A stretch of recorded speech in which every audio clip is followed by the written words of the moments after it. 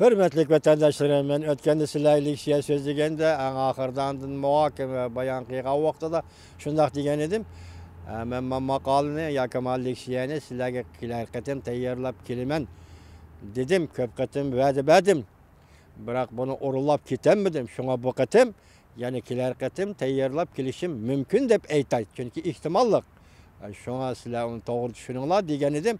Bugün del degan mush gepim doğru keldi. Chunki men o'tganda sizlarga bergan va'dam bo'yicha 46 yil kutib turdi. Endi qo'l soldi degan leksiyani sizlarga anglatmoqchi edim.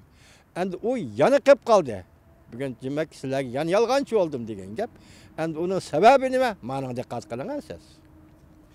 Bazı sizlarga so'zlaydigan endiki bir mavzu, bu acayip bir g'ayri bir mavzu.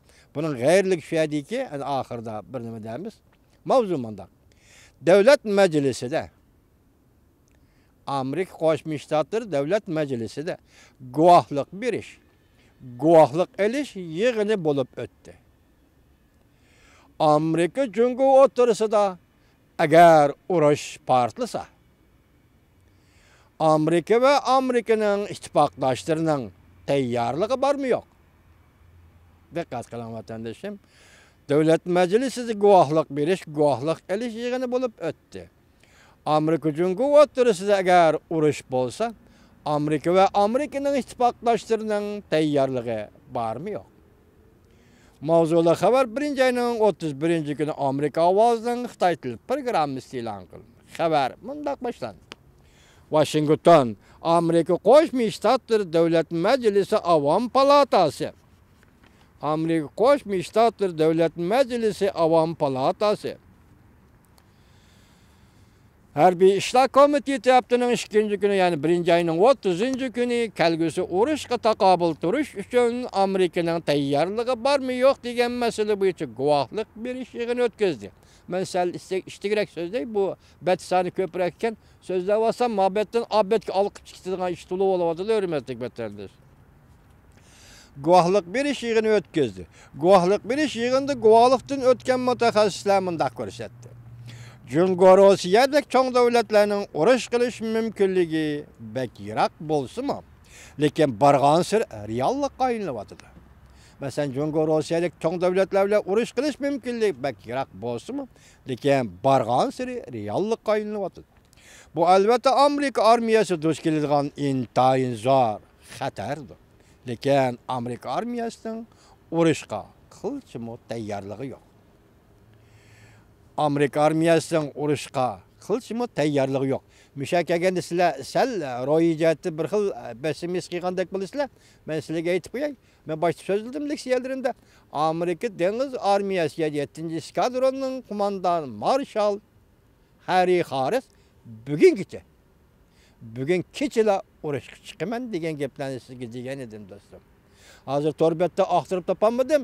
Yaqinda torbetlarda film bilan ishladi. Hanzo obzorchilar nima dedi? Bir amerikalik generalning so'zini aytib dedi-ki, Amerika bilan Jungo urushadigan bo'lsa, bir kun ichida Jungo armiyasini tarmar qilib, hech qachon Amerika generali bundoq deb baqqan emas. Men saqlab qo'ydim, topalasam bu kun oy tartibi bilan sizlarga aytib beraman. İkinci qitim yana shundoq bir fikr keldiki, nima dedi? Agar Tayvan Jungo o'rtasida urush bo'lgan bo'lsa, Amerika Qo'shma Shtatlar hukumati bu urushga aralashib qolgan bo'lsa, Jungo dengiz yo'q, Jungo havo armiyasining yerimdan tang kuchini Amerika armiyasi, havo armiyasi bir hafta ichida ko'kam talqon qiladi. Endi ayad aketdi. Mayada bu muhokama qatnashgan kishilar mutaxassislar. Hey, mushu maqolam oxir tugamaydigan bo'ldi, qarab turing. Qilchimi tayyorligi yo'q. Tayyorligi yo'q. Amerika armiyasining urushga tayyorlik qilish iqtidorini ansirash yes qilamiz. Avom palatasi harbiy ishlar komitetining Maktorinbari a'zosi Maktorinbari dastlab bo'lib nutq so'zlaganda Amerika armiyasining urushga tayyorlik qilish iqtidoridan ansirayman dedi. U mundaq dedi. Minister Jim Mattis guvohlikdan o'tganda Amerika armiyasining har qaysi sohalardagi ustunligi uprab ketdi.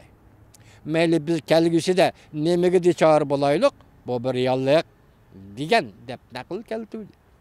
Devlet Müdafiə Ministri Jim Mattis birinci ayda devlet müdafiə stratejisi ilan kıldıgan vaqtda oxşaş gepni kılgan idi.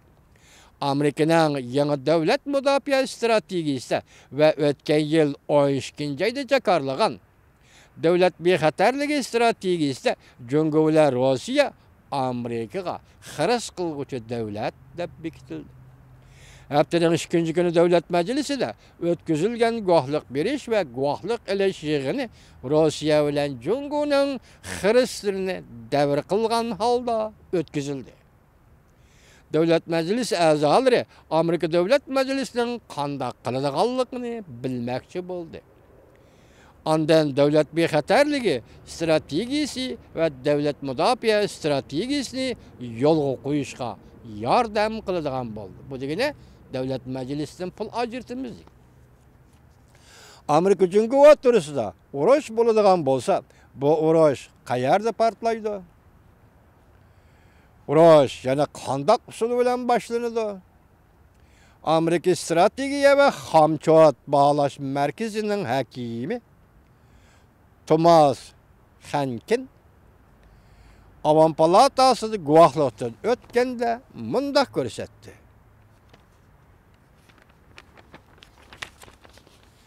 Devlet bexatarligi stratejisi, devlet müdafiə stratejisi, Cumhuriyet Rusya çoğ devlet rikabetide kelgüsüde Amerikaga zor derecede xıras kılgıcı devletler de bektikenligi nayta doğru bol. O mundaq dedi. Amerikanın Cumhuriyet hem de Rusya bilen çoğ devletler uruşu kılıdığan xatire bargan siri örlemekte.